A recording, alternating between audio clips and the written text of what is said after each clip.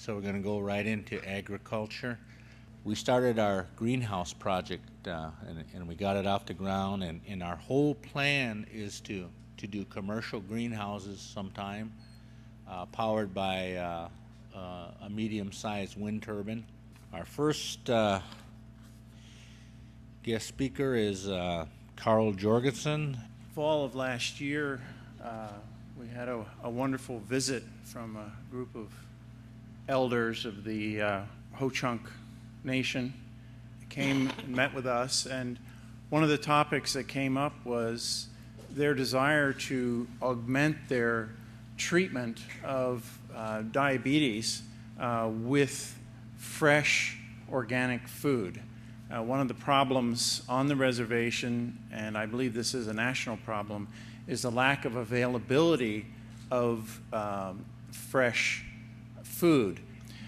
And so we began talking about what could be done there in Winnebago, and the idea came up to create an organic farm which would be centered around fairly significant commercial greenhouses. We are putting up two greenhouses, 30 feet by 96 feet. I wanted to give you a picture of what a finished greenhouse will look like.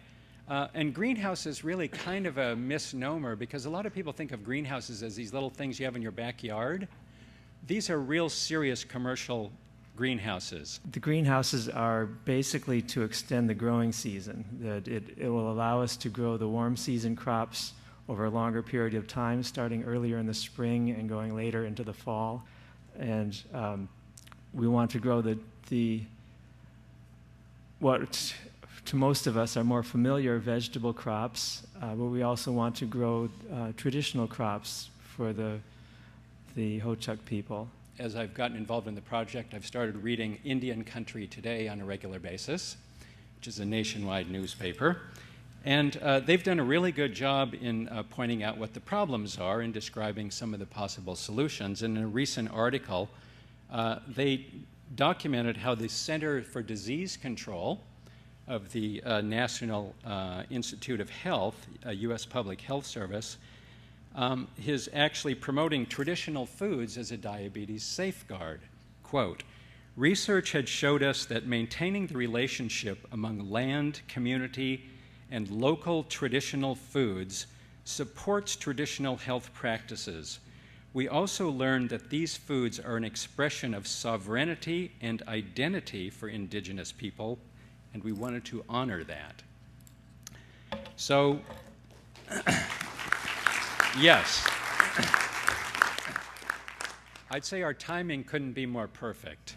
It's been a tremendous honor and educational experience for us working with the Winnebago elders on this project. This is a new project for us. I was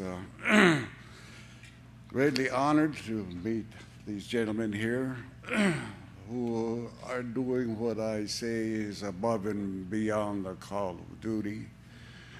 Well, they could be spending time with their families out fishing or doing something. They've been coming up to our little reservation, and we now have 2 greenhouses under construction. And I was born and raised on a farm.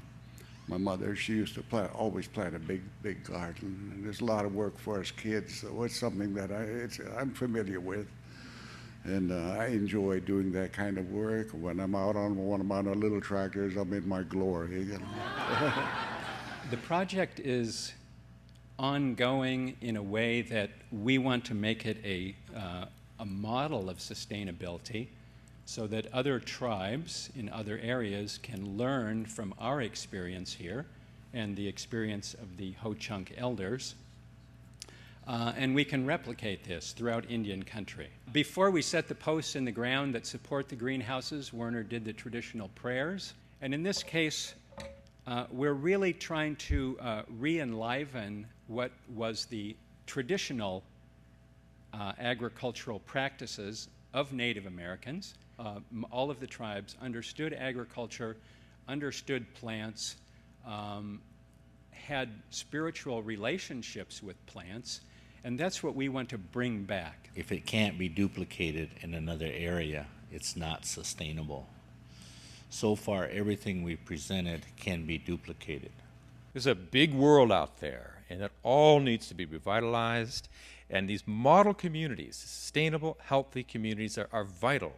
And this organic agricultural program is just one core element of a 5-point plan that we've been discussing this weekend to really help thoroughly and comprehensively revitalize, re-energize, restore health to, prosperity, self-sufficiency to the Native peoples, and through the Native peoples to all peoples in America and throughout the world.